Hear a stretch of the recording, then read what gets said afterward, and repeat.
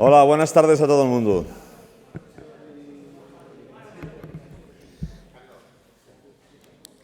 Sí, se oye. Me dice Baldomero que se oye muy bien. Bueno, buenas tardes a todo el mundo. Mi nombre es, soy Carlos Estarán, soy vocal de la Asociación Nacional de Ingenieros Agrónomos y estamos aquí en el área temática en innovación y tecnología en el desarrollo. Tenemos 3 ponentes y os presento, doy paso ya, sin más dilación, a nuestra primera ponente, que es la señora Verónica Martínez Angulo, que nos hablará sobre digitalización del control para una agricultura de precisión. Verónica, cuando quieras. Hola, gracias por asistir al Congreso. Ahora pasaré a hablar de digitalización y el control de plagas para una agricultura de precisión y para ponernos un poco en contexto necesitamos hablar de lo que es el tema legislativo. Entonces, como podemos ver, la Comisión Europea pretende de aquí al 2050 paliar los efectos secundarios, los efectos del cambio climático.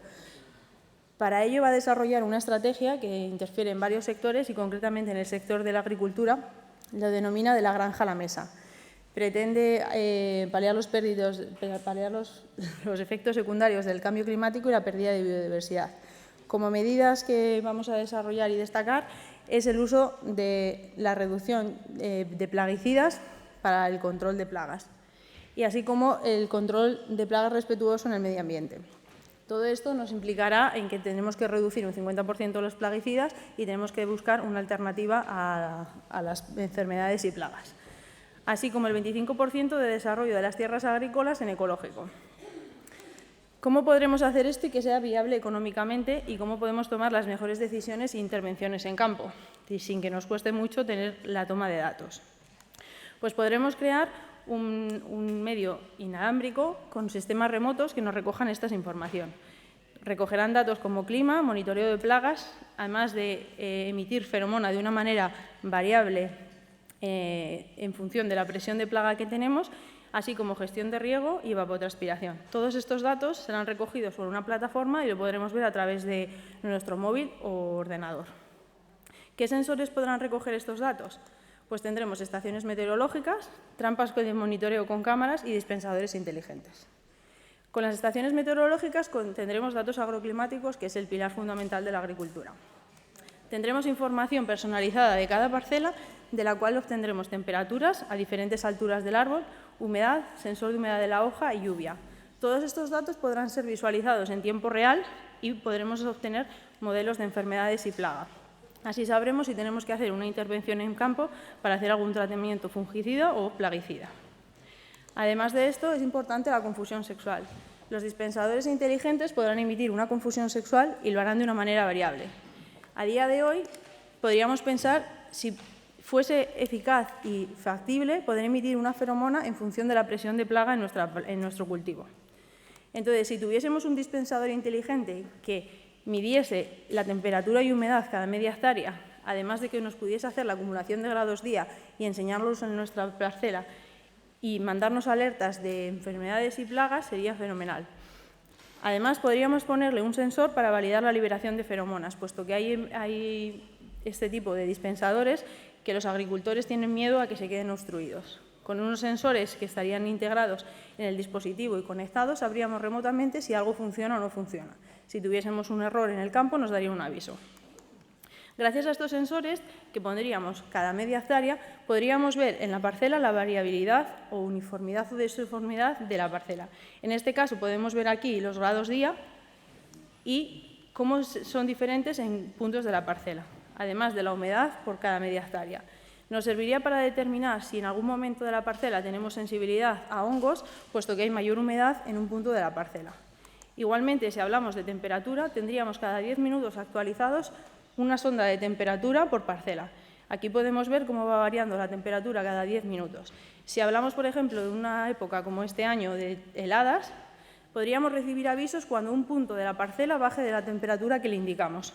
No solo tendremos un punto de muestreo como una estación meteorológica, sino diversos puntos de muestreo. Si hablamos, por ejemplo, en la precisión de toma de enfermedades, es muy importante a la hora de determinar un tratamiento. Por ejemplo, si hablamos aquí de la zona Lleida de la manzana, de Cydia pulmonella y tuviésemos problemas de carpocapsa, en esta parcela podríamos ver cómo se van sumando los grados día de una plaga, en este caso Cidia pomonella. Si observamos en este punto de aquí, la acumulación de grados día es 102, en este punto 100 y 103. Esto es un caso real, donde aquí había mayor incidencia de carbocapsa. Si vemos la diferencia, aquí hay 102, 103 y aquí hay 93. Si miramos en la época que fue recogidos estos datos y hablamos de marzo, la diferencia de obtener 102 frente a 93 grados día son 5 días de diferencia. Si quisiésemos hacer un tratamiento de volarbicida, deberíamos de saber en qué momento es mejor. Si lo debemos de aplicar cuando los 90 grados día llegan a la parte de aquí de la derecha, que es donde tenemos problemas, o si lo tendremos que hacer en la parte izquierda. Con todos estos datos nos da la información necesaria para saber que tendríamos que empezar en esta parte de aquí, dado que es donde tenemos incidencia, y tratar primero esta parte y a los 5 días esta parte. O siendo una finca pequeña, como es este caso, deberíamos enfocarnos en esta parte de aquí y tratar cuando lleguemos aquí, que es donde tienen más problemas. Esta es la necesidad de digitalizar el campo porque nos demuestra cómo una finca pequeña puede tener estas diferencias. Entonces, hablando de la confusión sexual, hasta ahora todos los difusores, si hablamos de difusores, emiten por temperatura. Si hablamos de dispensadores tipo aerosol, emiten siempre una misma cantidad de feromonas. Van preprogramados y siempre se emiten la misma cantidad. Puede ser algún modelo a miligramos por hectárea o otros modelos más. Lo ideal es que hubiese una confusión sexual que fuese capaz de variar. Puesto que sabemos los grados día, porque tenemos las estaciones meteorológicas y los difusores, sabemos cómo está la plaga en nuestra parcela. Gracias a ello sabríamos cuándo empieza la primera generación y podríamos aplicar más feromona en el pico de máxima generación. Modularla cuando baje el pico de población y volverla a aumentar cuando suban los picos, en función de las capturas o de los grados día. Además de ser importante la confusión sexual como método alternativo de plaguicidas químicos, también es importante monitorar las plagas, ¿vale? Para ello sería importante poner una red de trampas que fuesen automáticas, en el cual tú pudieses ver en el mapa dónde están instaladas tus trampas y pudieses seleccionar cada una de las trampas. Estas trampas harían una foto diaria y tú podrías ver las capturas. Gracias a la estación meteorológica y los dispensadores se va haciendo la curva de vuelo del insecto, en este caso también es carbocapsa. Con esta curva de vuelo podemos ver cuándo empieza la primera generación, cuándo empezaría la eclosión de huevos, la primera puesta, y cuándo empieza la segunda generación. Aquí ahora estamos en octubre y ya ha pasado toda la generación. Si estuviésemos, por ejemplo, en julio, tienes el pronóstico de lo que va a pasar los siguientes 15 días. Entonces tendrías la decisión de decir si tuvieses que hacer algún tratamiento o ver cómo va evolucionando la plaga cuando empieza a volar. Entonces aquí podríamos verlo. Aquí en la gráfica podríamos ver los grados días acumulados, lo que va a pasar en las siguientes generaciones y el número de recuentos, los diarios, los semanales, los de 14 días y desde el inicio, de una manera sencilla. ¿Cómo se verían las trampas? Pues tendríamos recuentos diarios y entonces aquí podríamos ver, esta es una trampa de carbocapsa y esta es una trampa de grafolita. La trampa hace una foto hoy y mañana repite la foto. Comprueba la trampa de hoy con la trampa de ayer, la foto. Y si ve que hay coincidencias, la máquina es capaz de identificarlos. Cuando se comprueban doblemente por humanos y se marca con un recuadro amarillo. En el momento que se recuadran y se confirman, al usuario le llega un aviso y dicen la trampa número 7 tienes tantas capturas. Esto se hace diariamente, entonces aquí vemos el registro diario de las trampas. Si tú quisieses hacer un tratamiento, aquí verías cómo se va aumentando el número de capturas para decir si tienes que hacer algún tratamiento o no. O si, por ejemplo, has pasado el pico y ves que empieza a bajar, pues no sería un buen momento, te lo hubieses perdido para hacer el tratamiento. ¿Vale? Entonces, luego semanalmente llegan los avisos de capturas, puede llegar al usuario o a todo el equipo técnico. Aquí en esta gráfica vemos cómo se suman todas las capturas y los grados día y nos hace lo que es la tendencia de larvas. Sabríamos en función de las capturas y los grados días que se van acumulando en qué momento van a eclosionar. Gracias a esto podríamos determinar en qué momento hacer un tratamiento que sea letal para las larvas y los insectos, no hacerlo en un momento, ¿no? Y aprovecharíamos estos picos y no hacerlo en estos momentos que va la curva baja. Es importante el número de capturas, pero también es importante los datos. Quiero decir con esto que a veces pasa que vas a una trampa y no hay capturas y vas un poco perdido en no sé en qué momento está la plaga. Pero gracias a los grados día sabemos en qué momento está la plaga, aunque no haya capturas. Entonces, bueno, todo es esto. ¿Es viable las nuevas tecnologías y la digitalización? Sí. ¿Existe alguien que haga esto? Sí, como habéis podido leer, de Semios. Y entonces, pues ya está.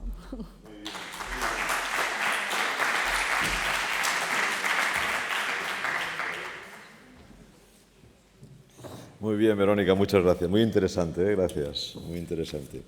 Pasamos ahora al segundo ponente, que es Roberto Herrero Alcalde. Nos va a deleitar con su ponencia, que es empleo de técnicas de Deep Learning en el seguimiento de las ayudas PAC sobre imágenes de ortofoto.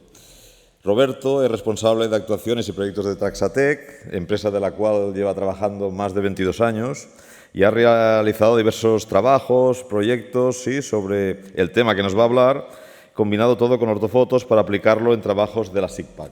Roberto, cuando quieras.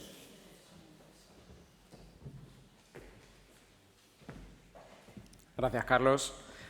Buenas tardes a todos. Ya sé que es el final del congreso, que estáis todos cansados, así que nada, ánimo y los bostezos están disculpados. En esta presentación vamos a ver los proyectos que se han realizado en la empresa en los últimos años utilizando ortofotos y Deep Learning combinado para el seguimiento de las ayudas de la PAC. Estos son los tres proyectos que vamos a ver, que son la identificación de recintos abandonados, la clasificación de olivar según densidad y la segmentación de usos SICPAC. Nos centramos ya en el primero, que es la identificación de recintos abandonados. Estos recintos abandonados, la localización de estos recintos es clave en el seguimiento de la PAC, entre otras cosas porque para cobrar el pago básico las parcelas han de estar sin abandonar. Entonces, ante la necesidad de identificar estas parcelas, estos recintos, se vio que se podía hacer mediante fotointerpretación de ortofotos. Pero claro, fotointerpretar los 23,5 millones de recintos de tierras arables y cultivos permanentes pues es una tarea muy costosa. Entonces se pensó cómo automatizar la tarea y se decidió utilizar Deep Learning porque es una parte de la inteligencia artificial que utiliza unos algoritmos que funcionan muy bien con clasificación de imágenes.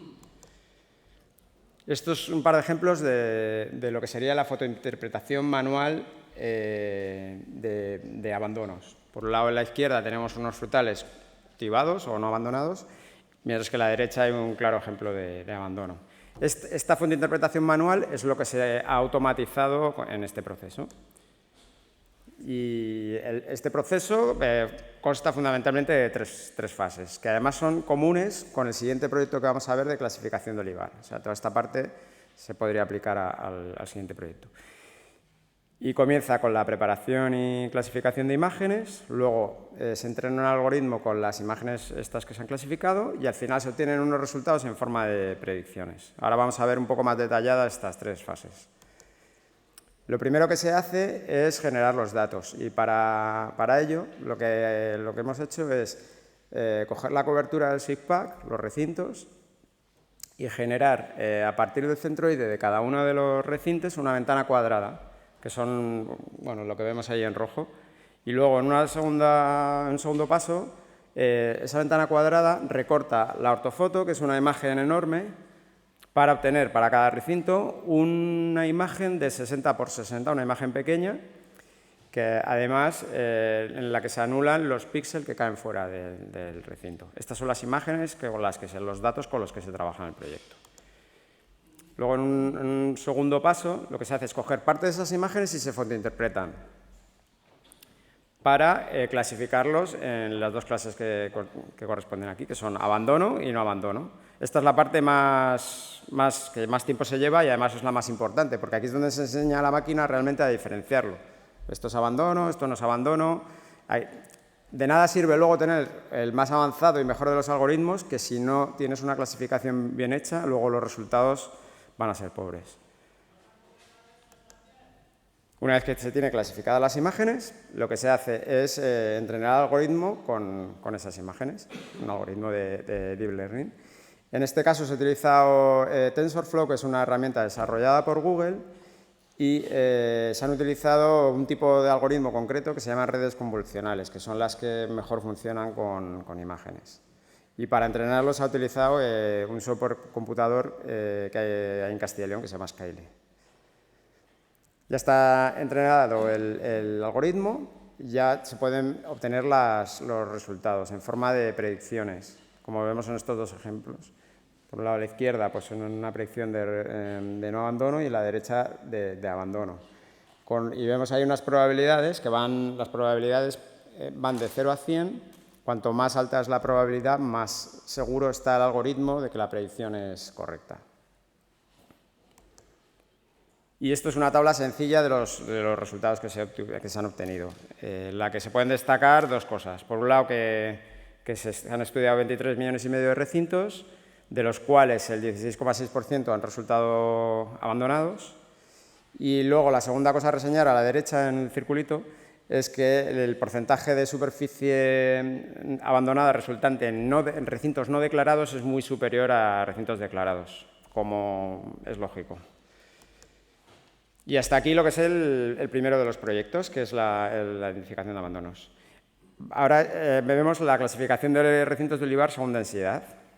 Esta clasificación se ha hecho en base a 6 clases que se definieron inicialmente, que son las que vemos en pantalla: tradicional 1, 2, 3, intensivo 1, intensivo 2 y superintensivo, con los estratos de densidad que están marcados ahí: 80, entre 80 y 140, 180, 210 y por encima de 800.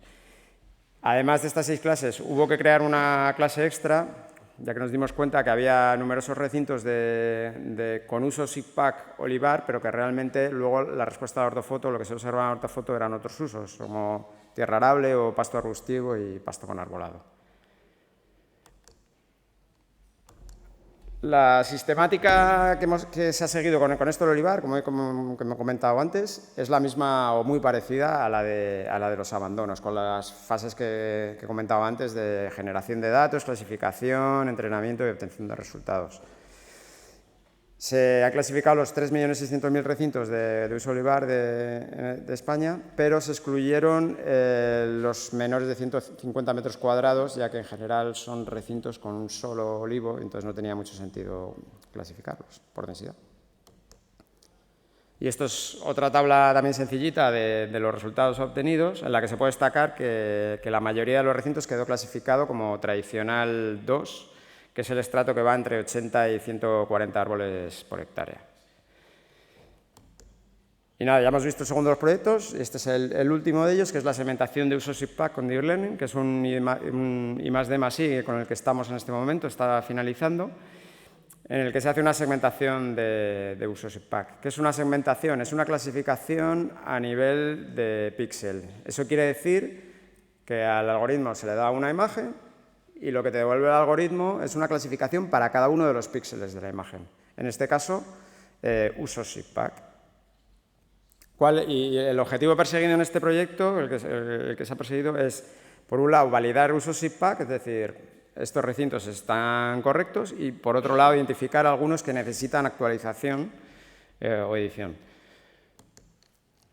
Este proyecto, quizá con respecto a los otros dos, es una tarea más compleja por varios motivos, pero fundamentalmente por estos 3.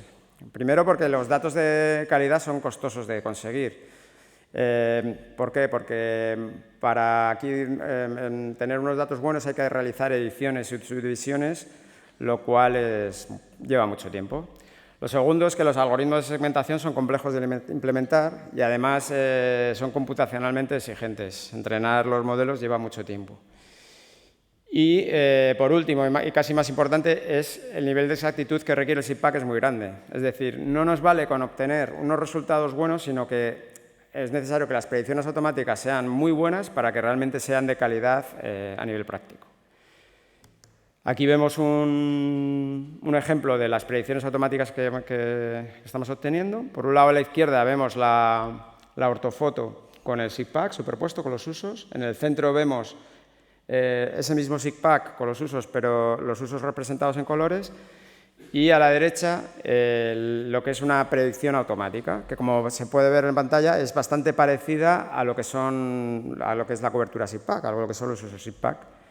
De tal manera que los recintos en los que coincide el uso SIGPAC con la predicción, que serían los señalados en azul, serían coincidentes y por tanto se podrían validar. Serían recintos que no necesitarían ningún tipo de actualización.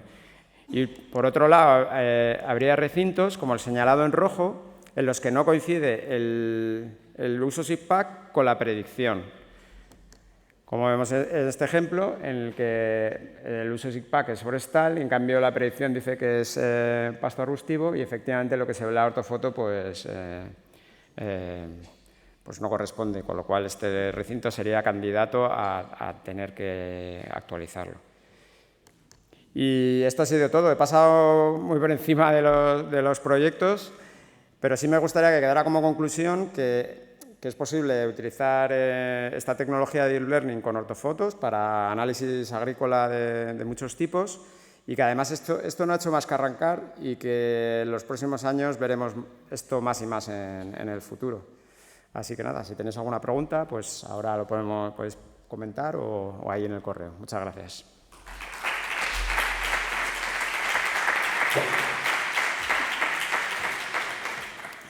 Roberto, muchas gracias, también muy interesante.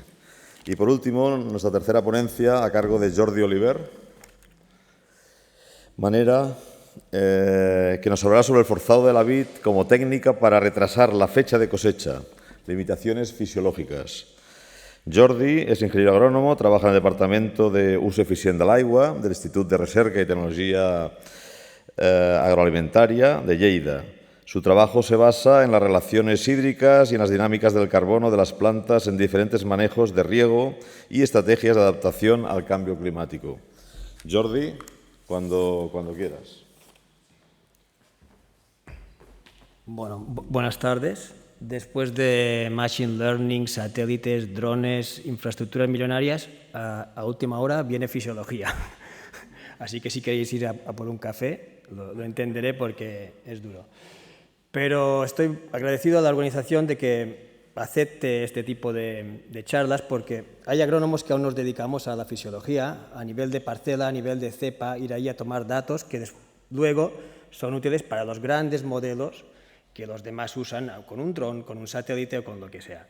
Yo estoy ahí abajo, midiendo a nivel de parcela.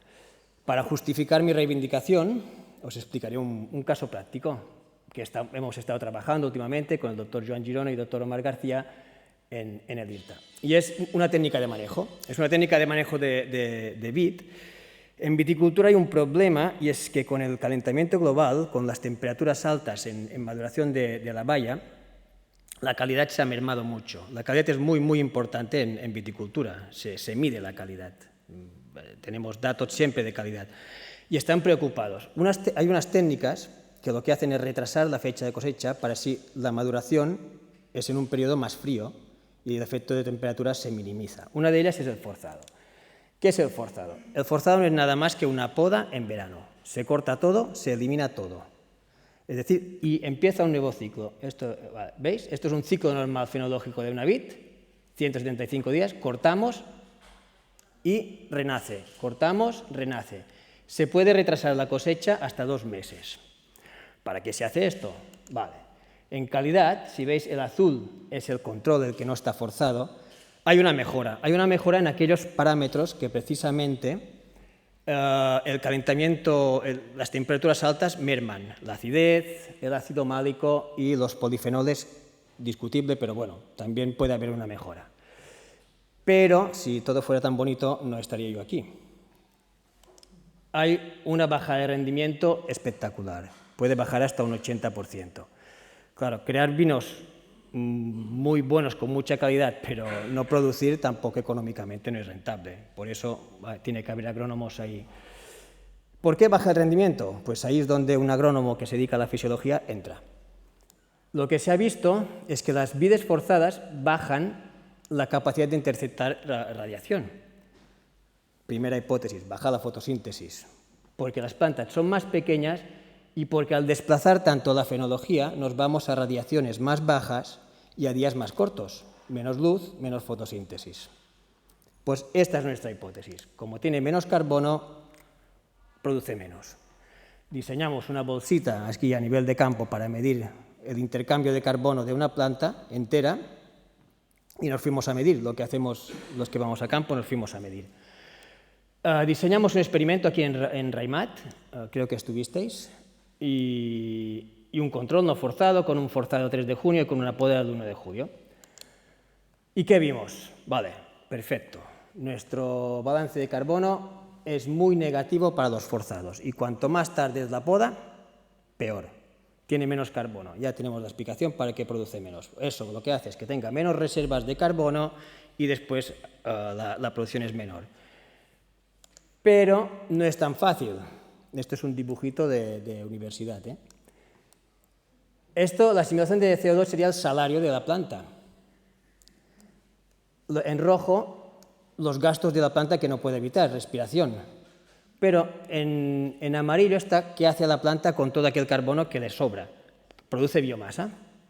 Entre la biomasa puede producir hojas, invierte en órganos que ganan más carbono, como invertir en bolsas si va bien, si va mal no. Tallos, tronco y raíces, que son órganos de reserva, donde el carbono se reserva, sería la cuenta bancaria, donde después puede ir a buscar carbono, y el fruto. El fruto es especial porque el fruto tiene un poder de atracción de carbono brutal. Si hay mucho fruto, es un sumidero muy alto, muy activo. Si hay mucho fruto, los demás no crecen. Este es el problema. ¿Y qué pasa? Que cuando vamos al análisis de reservas, vemos que el forzado no se ha enterado. A pesar de ganar menos carbono, a nivel de reservas de planta tiene más o igual carbono. Pero sí que detectamos que cuando cortamos tiene mucho menos carbono. Y aquí es donde llega la tabla ilegible que vamos a remarcar solo 3 puntos, y es esto. Produciendo menos, la planta es capaz de acumular más carbono en los otros órganos. Por lo que parece que la bajada de rendimiento en esta técnica es intrínseca a la técnica, no lo puedes evitar. No lo puedes evitar porque empieza con menos carbono y la planta lo que quiere hacer es sobrevivir, no es darte racimo a ti para hacer vino. Y lo que hace, la respuesta es incrementar las reservas de carbono para el año siguiente sobrevivir. Esto sería similar que si cae granizo a mediados de verano, la planta también intentará acumular reservas para sobrevivir. Y con nuestro modelo, porque modelizamos las ganancias de carbono, lo vimos que evidentemente el control destina mucho más carbono al fruto y de todo el carbono que gana, para el fruto tiene mucho menos, por lo que los forzados tienen un exceso de carbono que dedican a las reservas de carbono. Y estas son las conclusiones, pero la conclusión es que si no hay agrónomos que se dedican a la fisiología, todo eso no lo podemos saber. Muchas gracias.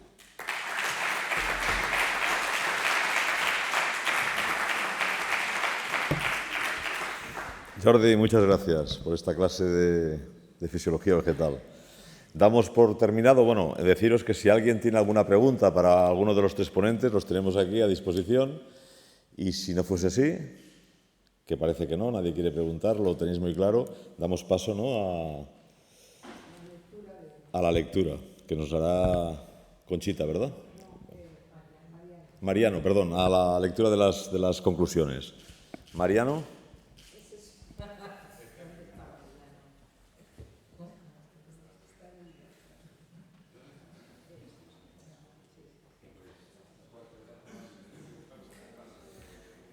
Mientras esperamos a Mariano, si alguien quiere hacer alguna pregunta, puede hacer, sobre fisiología, preguntas sobre algún algoritmo matemático o sobre feromonas.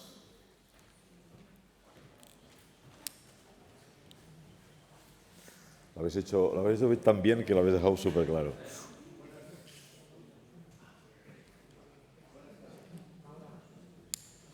¿Funciona o no funciona? Ahora, de la última intervención, los resultados son de un solo año. ¿Habéis hecho para un segundo año a ver si se deslocaliza lo que es el carbono que se ha localizado el año anterior y la producción mejora?